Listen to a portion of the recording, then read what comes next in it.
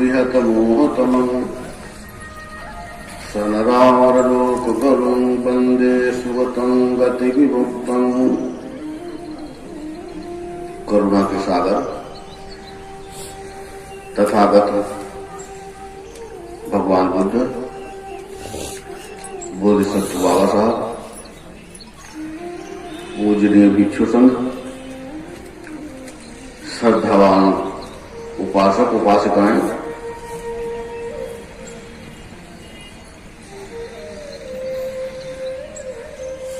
आपने भिक्षुओं द्वारा भगवान का दिया हुआ ज्ञान श्रवण किया, लगातार श्रवण कर रहे हैं। यह आपका बड़ा ही सौभाग्य है और आपके यह किन कर्मों का फल है, पूर्व के किए हुए कर्मों का फल है। क्योंकि पुण्य पुण्य बिन मिले ही न संता। जब तक पुण्यों का ढेर नहीं होता है तब तक सज्जनों का दर्शन नहीं होता है। ये आपके किए हुए कर्मों का फल है।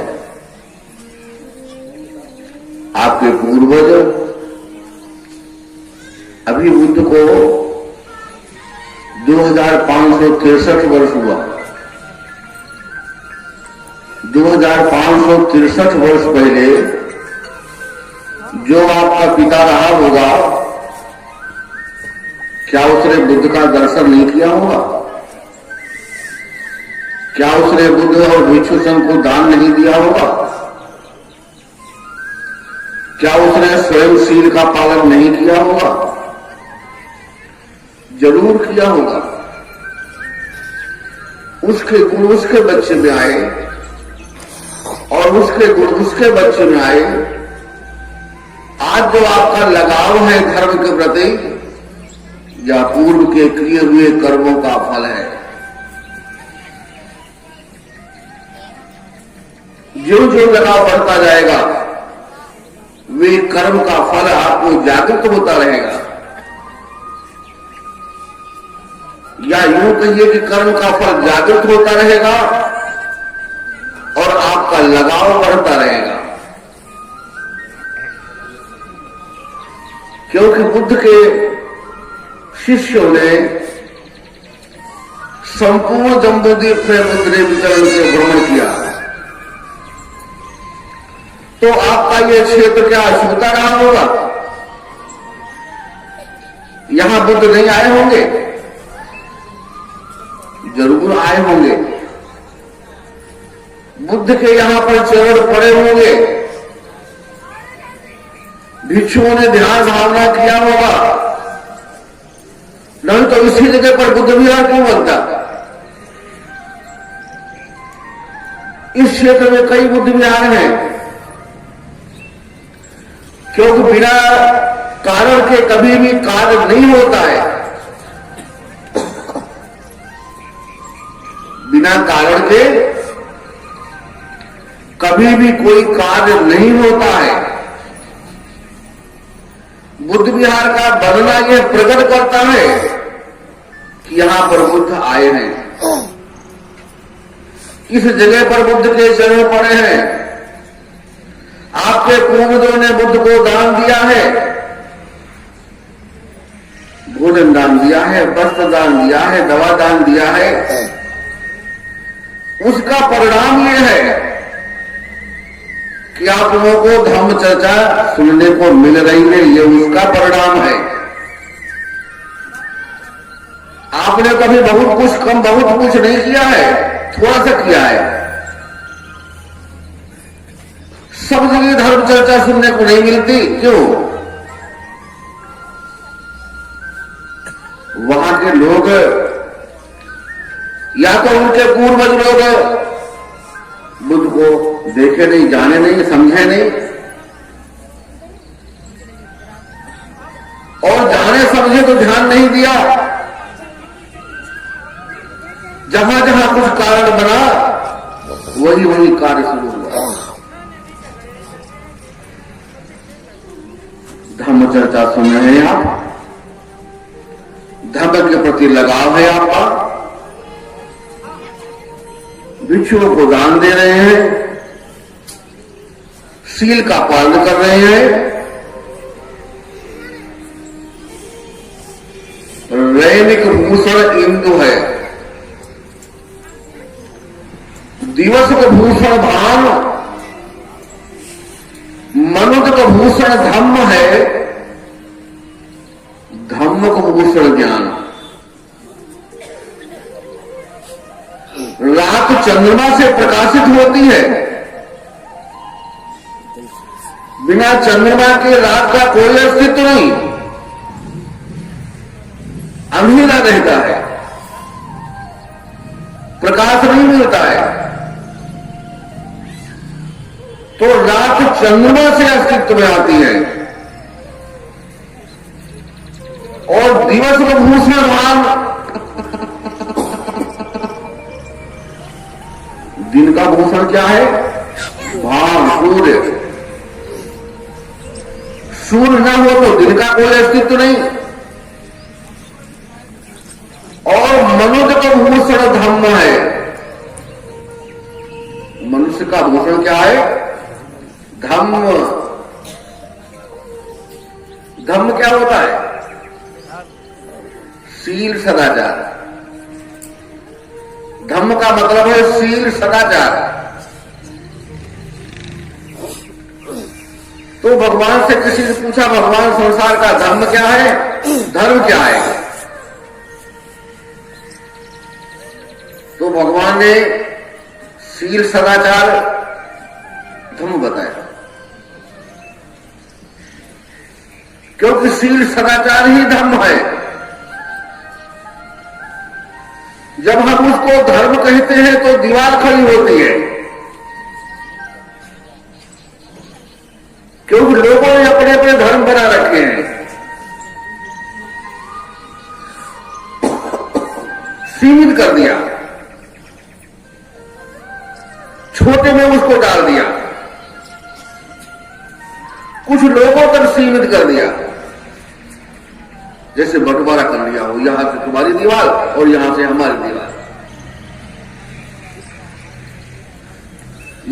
ये तो अलग अलग मनुष्य को बांट देना है। बुद्ध ने कहा धम्म शील सदाचार, शील सदाचार धारण करने वाला धम्म है। धम्म को धारण करना शील सदाचार कहलाता है। शीलवान सबसे बड़ा सब रत्नों की खान और तीन लोक की संपदा नहीं शील में आना। कहते शीलवान मनुष्य ही बड़ा होता है, धनवान, जनवान, बलवान, रूपवान ये बड़ा थोड़ी होता है। आप यदि धनवान को बड़ा कहे तो संसार में बहुत से धनवान आपको मिलेंगे, बहुत से जनवान मिलेंगे, सैकड़ों परिवार वाले, सैकड़ों भाई बंधु मिलेंगे, बहुत से रूपवान आपको मिलेंगे, बहुत से बलवान मिलेंगे, लेकिन शीलवान नहीं मिलेगा। इसलिए शील जो होता है सब रत्नों की खान। संसार में जितने भी रत्न हैं, सोना चांदी हीरा मोती पन्ना जवाहरात नारस, सब रत्नों की खान क्या है? शील है। इसलिए शीलवान सबसे बड़ा। बगीचा है, फूलों का सुंदर बगीचा है, सुंदर फूल फूले हुए हैं, हवा चलती है तो खुशबू किधर जाती है? विपरीत दिशा में जाती है। फूल की खुशबू हवा के विपरीत दिशा में जाती है। पूर्व से हवा चलेगी तो खुशबू किधर जाएगी? पश्चिम जाएगी। पूर्व नहीं जाएंगे,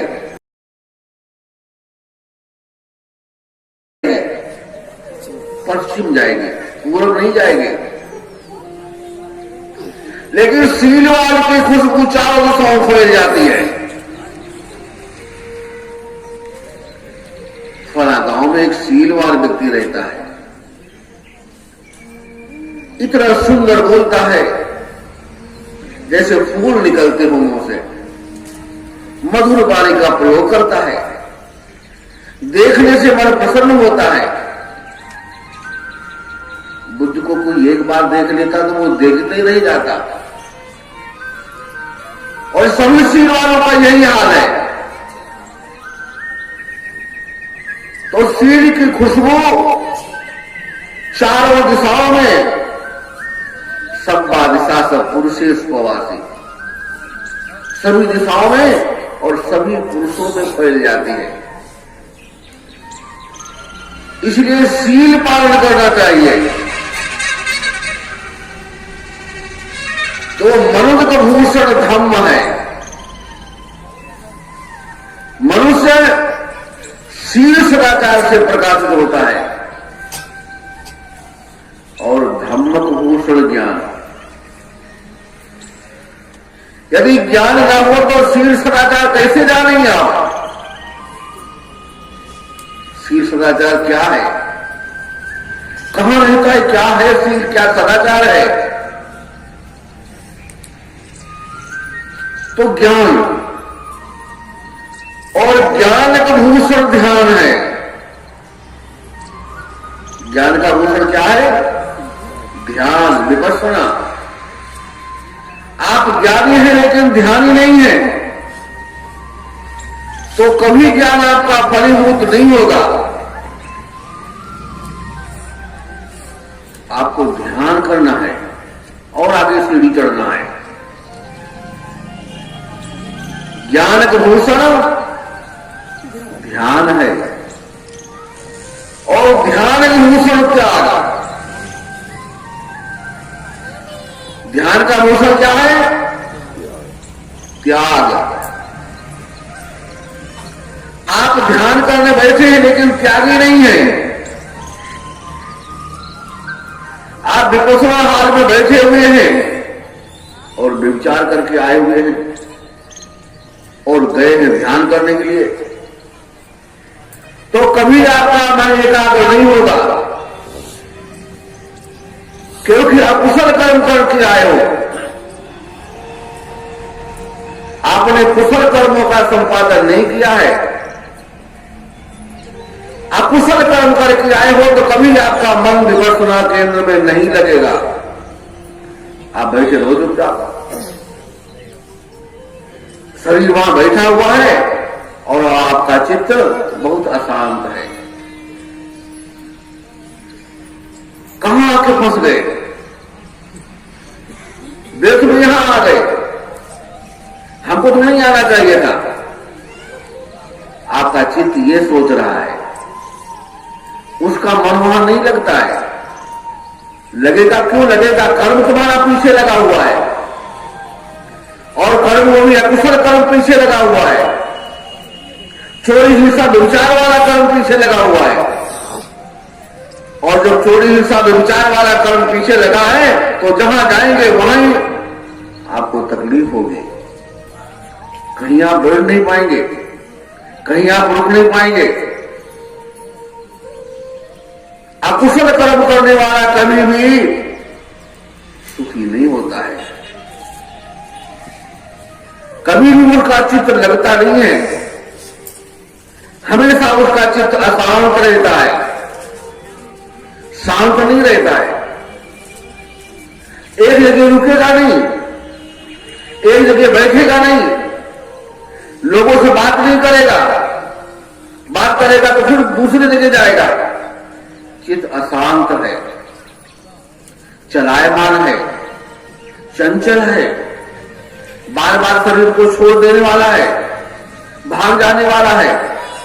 शरीर वहां बैठा हुआ लेकिन चित्त नहीं वहां है, बार बार शरीर को छोड़ भागने वाला है, क्योंकि पीछे अकुशल कर्म लगे हुए हैं। वो उसे बैठने नहीं देते हैं।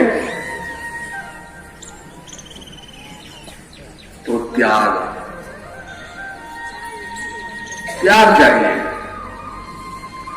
और त्याग भूषण शांति पद। त्याग का भूषण क्या है? शांति पद, निर्मल निर्दार। इतनी सीढ़ियां आपको चढ़नी है। दैनिक भूषण इंदु है, दिवस का भूषण धाम, मन का भूषण धम्म है, धम्म का भूषण ज्ञान, ज्ञान का भूषण ध्यान है, ध्यान का भूषण त्याग, त्याग का भूषण शांति पद, निर्मल निर्दार। इतनी सीढ़ियां आपको चढ़नी है। अब आप विचार करेंगे कितनी सीढ़ियां चढ़े हुए हैं अभी। क्या कुछ आगे प्रगति हुई है इस क्षेत्र में? हम कितना चढ़े हुए हैं? क्या एक दो डंडा चढ़े हुए हैं? और चढ़े हुए हैं यदि हम, तो पहली सीढ़ी श्रोतापन्न है, सत्तागामी अनागामी। सुन करके आपन्न हो जाना, चलने की तैयारी करना, कर्म कर देना शुरू करना। आपने सुन करके अपने को आगे बढ़ा लिया, सुन करके ध्यान विपස්සना के क्षेत्र में चले गए, सुन करके शील का पालन करना शुरू कर दिया, सुन करके दान देना शुरू कर दिया, सुन करके भावना करना शुरू कर दिया। सुन करके किया और जब करने लगे तो भावना बढ़ गई, क्योंकि करने से कुछ होता है। हम करेंगे तभी कुछ मिलेगा। आलसी बने बैठे रहेंगे तो कुछ नहीं मिलेगा। 6 प्रकार के आलसी होते हैं, भगवान ने कहा है। श्रृंगार बाग सूत्र में 6 आलसी। आज तो बहुत भूख लगी है इसलिए काम नहीं होता है। आज तो बहुत पेट भर गया है इसलिए काम क्या करना है। अभी तो बहुत प्रातः काल है, पूरा दिन पड़ा हुआ है, कर लेंगे।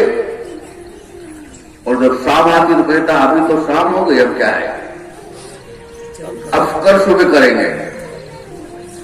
आज तो बहुत ठंडी है, देखा जाएगा बाद में। और जब गर्मी आती है तो कहता आज तो बहुत गर्मी है।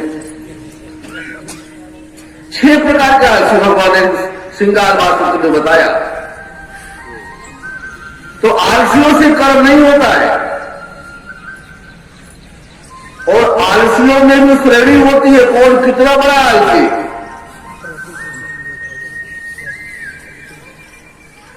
बैलों में खूंटे पे बैल बंधे हुए थे और बैलों में चर्चा चली। हम लोग जैसे बात करते हैं ऐसे जानवर भी बात करते हैं अपनी भाषा में। भाई कौन कितना बड़ा आलसी है। एक ने कहा हम खेत में जाते हैं, फिर चलते हैं, फिर बैठ जाते हैं, फिर हम चलते नहीं हैं। फिर चाहे किसान हमको कितना मारे, हमारी पूछी क्यों नहीं तोड़ दे, हमारे आंख में मिर्चा डाल दे, जैसा जो लोग करते हैं, फिर हम उठते नहीं हैं। दूसरे ने कहा तुम क्या आलसी हो? अच्छा तुम कितने बड़े आलसी हो? अरे तुम खेत में आते हो, हम तो खेत में भी नहीं आते हैं। जहां हमारे गले में माछ उसने डाला वहीं हम बैठ जाते हैं, फिर हम उड़ते नहीं हैं, चाहे वो कितना भी कुछ करे किसान। तीसरे ने कहा तुम क्या आलसी हो? अच्छा तुम कितने बड़े आलसी हो? हम तो जब देखते हैं किसान आ रहा उसने में बैठ जाते हैं। अच्छा बताओ इससे कोई कर्म होगा? कभी कोई सुख मिलेगा? इस प्रकार के चरित्र वाले कभी सुखी बनेंगे? कर्म वाले कर्म करते करते सुखी नहीं होते हैं तो बिना कर्म का कैसे सुखी होगा? तो कर्म करना पड़ेगा। और हम कह रहे हैं विपश्यना क्षेत्र,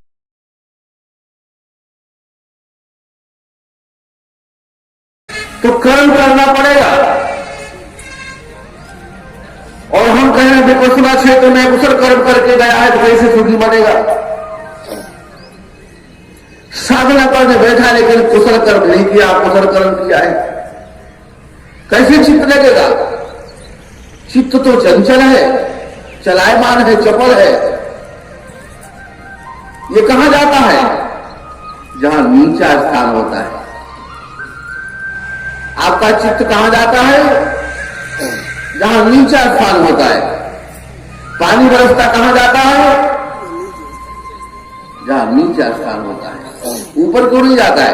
क्योंकि उसका स्वभाव नहीं है। पानी का स्वभाव नहीं कि ऊपर जाना, पानी का स्वभाव है नीचे जाना। मन का स्वभाव क्या है? नीचे भागना। अब आपको ऊंचे ले जाना है तो बांध बनाना पड़ेगा। जब तक बांध नहीं बनाएंगे, बांध भी टूट जाते हैं। बड़े बड़े बांध बनाए जाते हैं, लग रहा है ऊपर से पानी निकलने लगा, वो निकोड़ देता है। तो बांधना पड़ेगा, इसको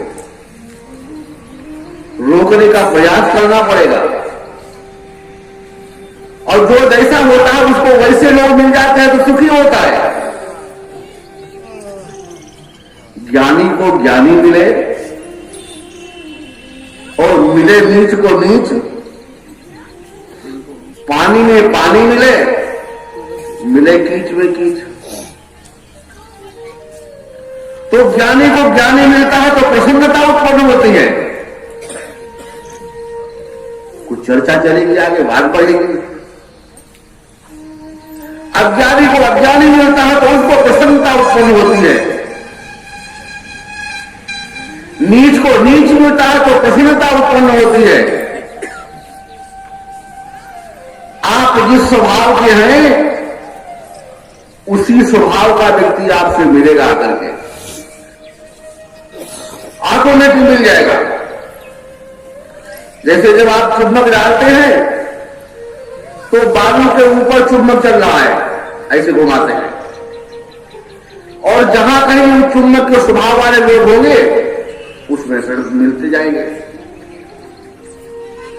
जहां कहीं जरा सा भी जो है लोहा पड़ा होगा तो उसके स्वभाव का है पकड़ने का, उसका स्वभाव है तुरंत पकड़ लेगा। शराबी आदमी किसी क्षेत्र में जाए उसको शराबी मिल जाते, कहां से आते हैं? जान पहचान नहीं होती फिर भी मिल जाते। क्यों? क्योंकि उसका स्वभाव का जो वातावरण है वो फैल जाता है दूसरे क्षेत्र में। और ज्ञानी को ज्ञानी मिल जाते हैं। किसी भी क्षेत्र में ज्ञानी जाए और ज्ञानी लोग आ जाएंगे उसके पास में। तो हमारे मन का स्वभाव है नीचे जाना,